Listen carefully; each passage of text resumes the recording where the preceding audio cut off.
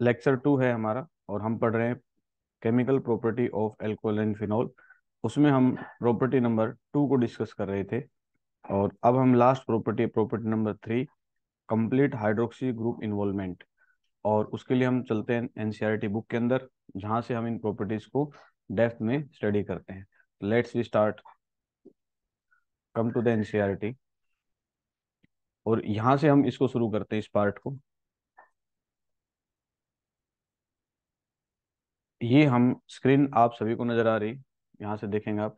हमने जो प्रॉपर्टी पढ़ी उसमें हमने एक ऑक्सीडेशन पढ़ा और एक हमने पढ़ा डिहाइड्रेशन, ठीक है।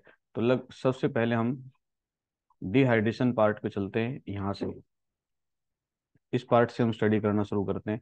इस पार्ट में आप लोग देख रहे हैं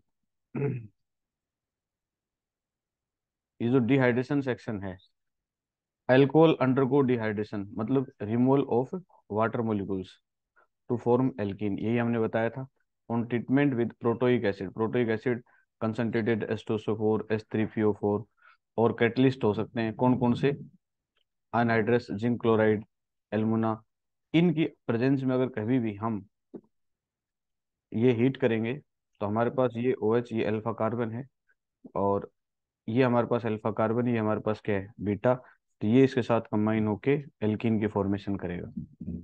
तो ये आपको ये जो कैटलिस्ट हैं ये इंपॉर्टेंट है, ये हमारे हमेशा ब्रेन में रहने चाहिए, क्योंकि ये जब भी रिएक्शन पे लिखे होते हैं तो ये कैटलिस्ट क्या करेंगे, डिहाइड्रेशन का वर्क करेंगे। सेकेंड पॉइंट यहाँ वेरी इंपॉर्टेंट है, ethanol undergo dehydration by heating it with concentrated H2SO4 at 443 kelvin. प्राकी मेरी आवाज सुन पा रही है तो बेटा आप ध्यान से देखना, आज आपने एक भेजी हुई है, उसके अंदर H2SO4 और नीचे लिखा हुआ है 400 केल्विन टेम्परेचर, 410 या इस तरह से। तो अगर हम अल्कोहल को इतने टेम्परेचर पे लेते हैं, इथेनॉल को, तो इथेनॉल क्या करेगा, डिहाइड्रेट करेगा। कैसे, एक्सपेंडेड करते हैं CH3, ये हमारे पास CH2, और ये पार्ट हमारे पास है OH। तो ये हमारे पास अल्फा है, ये हमारे पास है बीटा। तो अल्फा से ये इधर वाटर मोलिक्यूल ले जाएगा तो हमारे पास क्या फॉर्मेशन होगी, एल्कीन की फॉर्मेशन होगी, ये वाटर मोलिक्यूल रिमूव होगा। ये पॉइंट नोट कर लेना। उसके बाद थोड़ी देर पहले मैंने आप सभी को बताया था कि अगर हम सेकेंडरी या टर्सरी अल्कोहल लेके चलें तो उनकी कंडीशंस भी अलग अलग हैं। सेकेंडरी के लिए 85% H3PO3, इसके पास ये अल्फा, ये दोनों तरफ बीटा है, तो दो प्रोबेबिलिटी होंगी, इधर से जाए इधर से, तो ये प्रोडक्ट बनेगा। 20% H3PO4 ले, 358 केल्विन टेम्परेचर ले, तो टर्सरी के अंदर भी हो सकता है अल्फा बीटा बीटा बीटा, तो ये हमारे पास होगा।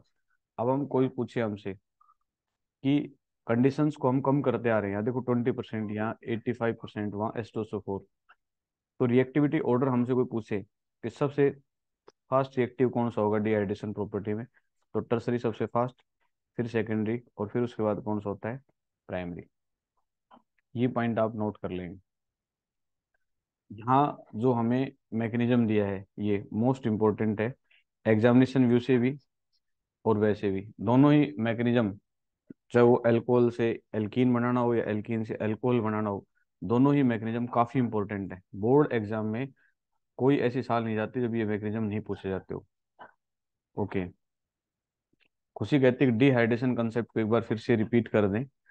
तो खुशी, ये डिहाइड्रेशन है एसिड की प्रेजेंस में, अल्फा बीटा, ये OH और इसका OH आयन, ये वाटर मोलिक्यूल रिमूव करके एल्कीन बनाएंगे। तो ये एल्कीन प्राइमरी में अलग बनेगी, सेकेंडरी में अलग बनेगी, टर्सरी में अलग बनेगी। तो order of reactivity tertiary, secondary और प्राइमरी ये रहेगा हमारे पास, ठीक है। अब आते हैं हम मैकेनिज्म पे।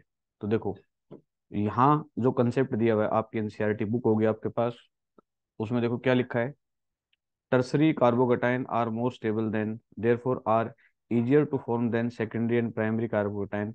Tertiary alcohol are easiest to dehydrate. कहता है टर्सरी कार्बोकेटाइन, कार्बोकेटाइन का स्टेबिलिटी ऑर्डर कल भी हमने कहा था टर्सरी, सेकेंडरी और प्राइमरी होता है, जहां 1 to हाइड्रेट शिफ्ट की बात की थी। तो टर्सरी सबसे ज्यादा स्टेबल होते हैं। आप देखो किस तरह से करके चलेंगे हम।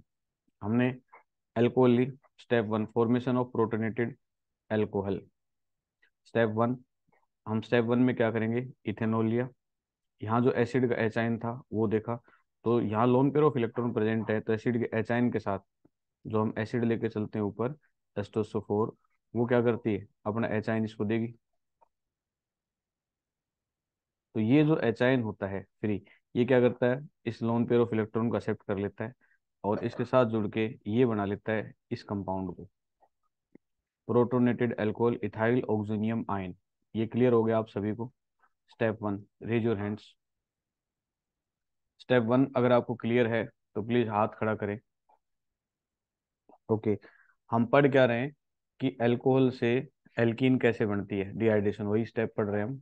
ओके, एचाइन जो रिएक्शन के ऊपर है, हमारे पास रिएक्शन ये है, CH3 CH2 OH, और हमने एसिड की प्रेजेंस में इसका क्या किया है, डिहाइड्रेशन। तो हम पढ़ रहे थे अल्फा इसका OH आयन लेके और बाहर चली जाती है और हमारे पास बन जाता है ये, हमने ये पढ़ा था।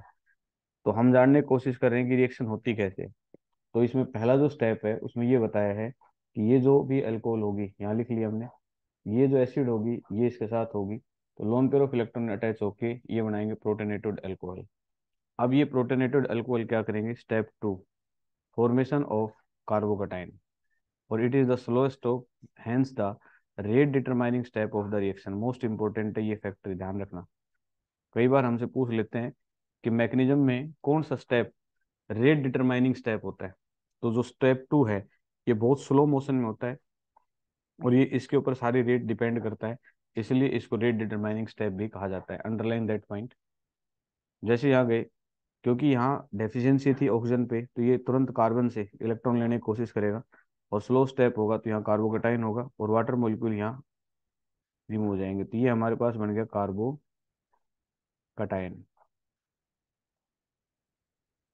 Formation of ethene by elimination, अब ये जो कार्बोकटाइन है ये भी तो अपने आप को स्टेबल करेगा क्योंकि इसके 4 बॉन्ड होते हैं। तो ये क्या करेगा, साइड में हाइड्रोजन है उससे प्रोटॉन लेगा और इस हाइड्रोजन को यहाँ से फ्री करेगा, तो जैसे यहाँ एल्कीन बनेगी और ये एचाइन क्या होंगे, फ्री होंगे। तो देखो एचाइन acts as a catalyst. Catalysts are those which involve in the reaction and not, मतलब which increase the rate of reaction without involving itself. Involve नहीं हुए, सिर्फ इन्होंने क्या किया, इसके अंदर अटैच होकर रेट ऑफ रिएक्शन को बढ़ाया और वापिस ये एचाइन फ्री हो गए, जो कि किसके थे, कैटलिस्ट के एचाइन थे। ये स्टेप टू और ये हमारे पास स्टेप थ्री हो गया। ये देखो लास्ट स्टेप पॉइंट में लिखा हुआ भी है, the acid use in step one is release in step three to drive the equilibrium to the right, ethene is removed as it is form. हम चाहते हैं कि रिएक्शन फॉरवर्ड डायरेक्शन में हो तो हमें इथीन को तुरंत रिमूव करना होगा और रिएक्शन जो है वो फॉरवर्ड डायरेक्शन में हो जाए। अगर आपके तीनों स्टेप क्लियर हो गए तो please raise your hands. Good. किसी को डाउट है तो चैट बॉक्स में डाल सकता है, कोई डाउट नहीं है।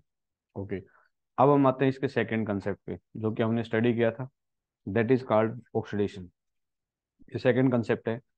ऑक्सीडेशन में मैंने आपको बताया था, oxidation of alcohol involve the formation of carbon oxygen bond with cleavage of OH and CH bond. मैंने बताया था OH का ये एचाइन जाएगा और इसके साथ लगते कार्बन का एक हाइड्रोजन जाएगा, इसके स्वरूप हमारे पास ये फॉर्मेशन बनेगी।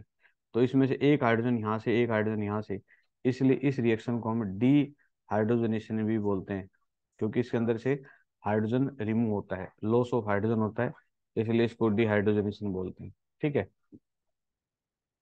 अब इसका जो ऑक्सीडाइजिंग एजेंट होगा वो डिफाइन करेगा क्या क्या प्रोडक्ट बनेंगे। जैसे हमारे पास ये अल्कोहल है, इसका एक एच यहाँ से गया, एक एच यहाँ से गया, तो हमारे पास क्या बनेगा, अल्डिहाइड की फॉर्मेशन होगी।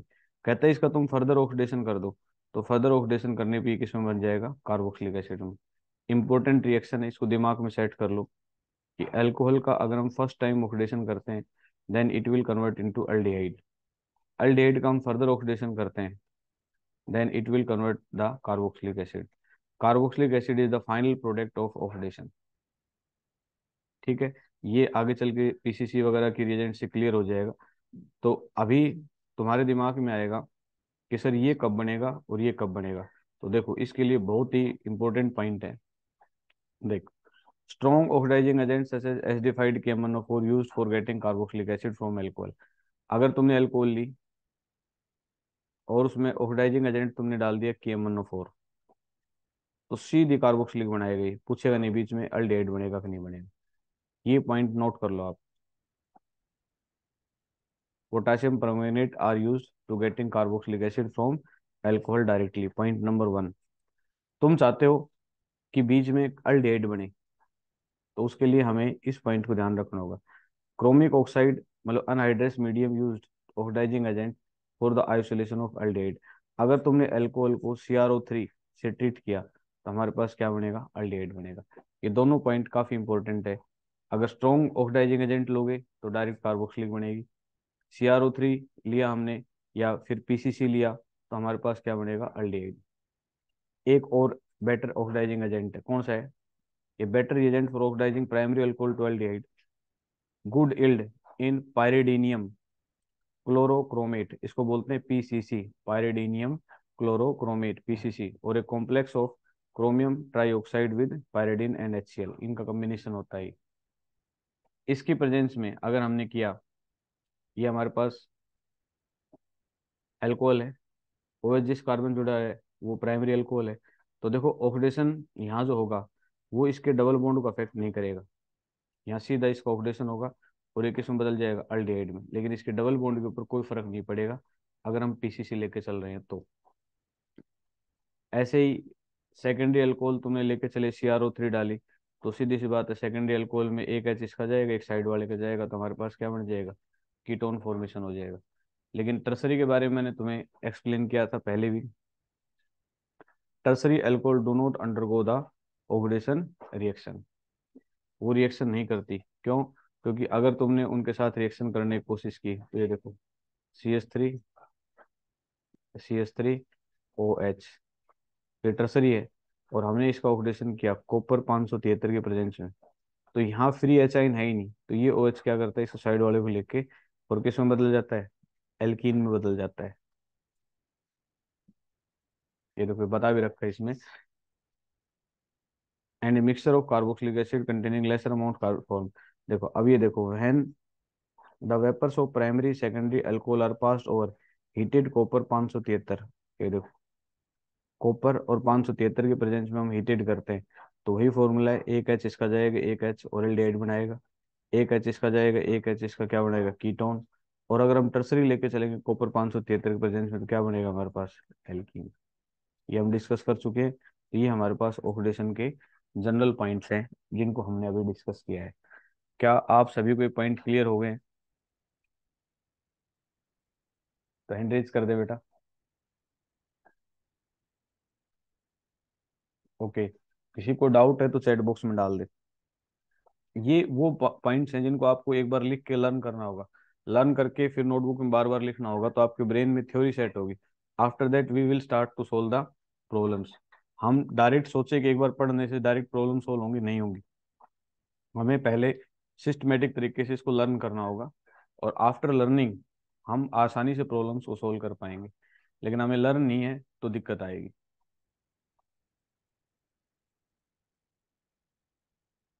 हाँ, टर्सरी अल्कोहल के बारे में योगश्री ने पूछा है तो मैं बता देता हूँ बेटा। टर्सरी अल्कोहल ये है, और ऑक्सीडेशन का फॉर्मूला कहता है कि OH और इसके साथ लगते कार्बन से हाइड्रोजन जाना चाहिए, लेकिन इसके पास हाइड्रोजन है ही नहीं, तो ये क्या करता है, इस हाइड्रोजन को नहीं लेके OH क्या करता है, इसको सेल्फ ले लेता है और किस में बदल देता है, एल्कीन में बदल देता है। बाकी इस केस के अंदर, पहले वाले केस में क्या हुआ है, RCH और OH, ये है पहला केस। अब ये कॉपर और 573 लिया हमने, तो यहाँ से H गया और यहाँ से भी क्या चला गया, H, तो हमारे पास क्या बन गया, RCH, अल्डिहाइड फॉर्मेशन हो गई थी। सेकेंडरी लिया हमने, तो सेकेंडरी वाले में भी क्या था, ये था OH, तो यहाँ और यहाँ से, तो कीटोन की फॉर्मेशन हो गई थी। तो ये हमारे पास पॉइंट बने हमारे पास, ठीक है। अब आते हैं अपने पॉइंट पे। ये एक बॉक्स है आपके पास जो आप सभी को दिखाई दे रहा है, मोस्ट इंपोर्टेंट है। Biological oxidation of methanol and ethanol in the body produce the corresponding aldehyde followed by the acid. देखो हमारा शरीर जो होता है उसके अंदर मिथेनॉल, मिथेनॉल तो होगा HCHO, एक कार्बन, इथेनॉल हमारे पास होगा CH3CHO। इन दोनों का कहते हैं तुम ऑक्सीडेशन कर दो, मिथेनॉल और इथेनॉल। अभी हमने थोड़ी देर पहले पढ़ा था, ये बात आप लोगों को ध्यान होगी। ऊपर देखो, यहाँ यहाँ पढ़ी थी हमने कि अल्कोहल का ऑक्सीडेशन करोगे तो ये बनाएंगे अल्डिहाइड, और अल्डिहाइड का ऑक्सीडेशन करोगे तो क्या बनाएंगे, कार्बोक्सिलिक एसिड। तो ये हमारे पास दोनों के दोनों अल्डिहाइड है। ना सॉरी, मैंने गलत लिखा है इसको, मिथेनॉल एंड इथेनॉल। तो मिथेनॉल तो होगा ये CH3OH, और इथेनॉल होगा हमारे पास ये CH3CH2OH। दोनों ये अल्कोहल है, और इन दोनों का अगर हम ऑक्सीडेशन कर दें तो ये दोनों के दोनों किस में बदल जाएंगे, एंड प्रोडक्ट इनका क्या होगा, carboxylic acid, aldehyde followed by the acid at the time। alcoholics कहते हैं जो दारू पीने वाले लोग होते हैं, ये क्वेश्चन कई बार एग्जाम में आता है, ध्यान रखना इसका, टाइम पॉइंट काफी इंपॉर्टेंट है।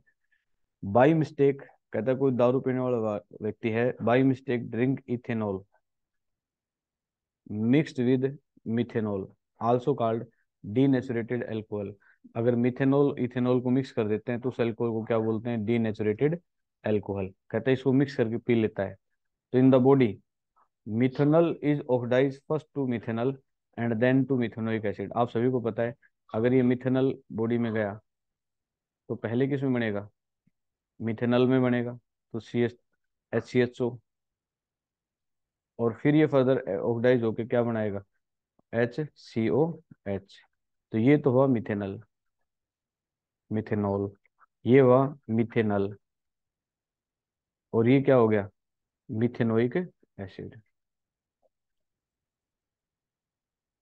Point clear. In the body, methanol is oxidized to methanol and then methanoic acid, which may cause blindness and death। जो मिथेनोइक एसिड होती है वो इंसान के अंदर या तो अंधापन कर देगी या उसकी मृत्यु कर सकती है। A methanol poison patient is treated. अब कहता है किसी व्यक्ति ने मिथेनॉल पी लिया है तो उस पेशेंट को, ड्रिंक के अंदर एक्चुअल में होता क्या है, दारू जो बनाई जाती है उसके अंदर इथेनॉल होता है, और किसी व्यक्ति ने इथेनॉल और मिथेनॉल दोनों, मिथेनॉल मार्केट में इजीली अवेलेबल हो जाता है, तो इसलिए कुछ लोग क्या करते हैं, सस्ता मिलने की वजह से उसको खरीद लेते हैं, स्प्रिट के तौर पे मार्केट में इस्तेमाल होता है, तो इस तरह से कर सकते हैं। तो कहता है कि methanol poison patient is treated by giving intravenous infusion of the diluted ethanol. कहता है अब वो अगर कोई व्यक्ति ऐसा आ गया तो इंट्रावीनस का मतलब उसकी वेन में इन्फ्यूजन, इंट्रावीनस इन्फ्यूजन का मतलब जैसे ग्लूकोज का हम ड्रिप लगाते हैं, ऐसे उसकी ड्रिप लगा दी जाती है, और वो ड्रिप में क्या भरा जाता है, डाइल्यूटेड इथेनॉल, इथेनॉल भर दिया जाता है। The enzyme responsible for oxidation of aldehyde to acid is swarmed along time for kidney to excrete methanol। तो कहता है ये इथेनॉल जाने के बाद जो एंजाइम थे, मिथेनॉल को मिथेनॉल को मिथेनोइक एसिड में बदल रहे थे, वो एंजाइम अब इधर लग जाएंगे, उल्टे किस पे काम पे लग जाएंगे, कि CH3CH2OH, इसको ऑक्सीडेशन करने में।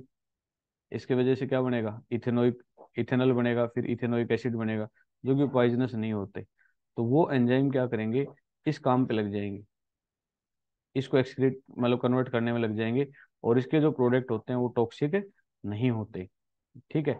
तो इसका जो ये जो हमारे पास मिथेनॉल है, ये ऑक्सीडाइज नहीं होगा, और धीरे धीरे किडनी क्या करेगी, इसको रिमूव कर देगी, और इससे शरीर में टॉक्सिक बनना बंद हो जाएगा।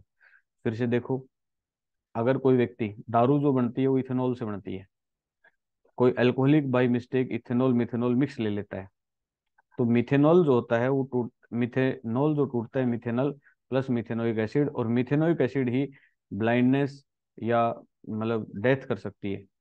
इसलिए हम क्या करते हैं, उस पॉइजन व्यक्ति के इंट्राविनस इन्फ्यूजन देते हैं इथेनॉल का। इथेनॉल जैसे अंदर जाता है तो जो एंजाइम अभी मिथेनॉल पे लगे हुए थे वो हट के इथेनॉल की तरफ आ जाते हैं, और उसको ऑक्सीडाइज करना शुरू कर देते हैं। ठीक है। The enzyme responsible for oxidation of aldehyde acid is swamped along, swamped हो जाते हैं, वो अपने दूसरे काम में लग जाते हैं, allowing time to connect to exceed the methanol, और ये केमिकल इसका ऑक्सीडेशन रुक जाता है, और तब तक ब्लड में से किडनी में जाता है, और किडनी में से बाहर की तरफ आ जाता है, इसके साइड प्रोडक्ट बंद होना, बनना बंद हो जाते हैं। क्या ये कंसेप्ट आपको क्लियर हो गया, रेज योर हैंड्स।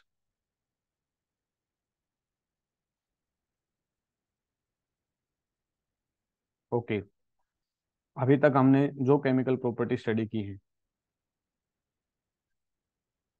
बेटा अभी हमने जो केमिकल प्रॉपर्टी पढ़ी है वो केमिकल प्रॉपर्टी कौन सी पढ़ी हमने? केमिकल प्रॉपर्टी पढ़ी हमने अल्कोहल की।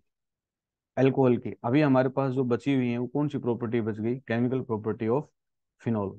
वो प्रॉपर्टी हमारे पास बची हुई है। ठीक है। तो इसके बाद हम उन प्रॉपर्टीज को लेंगे जो हमारे पास केमिकल प्रॉपर्टी ऑफ फिनॉल है।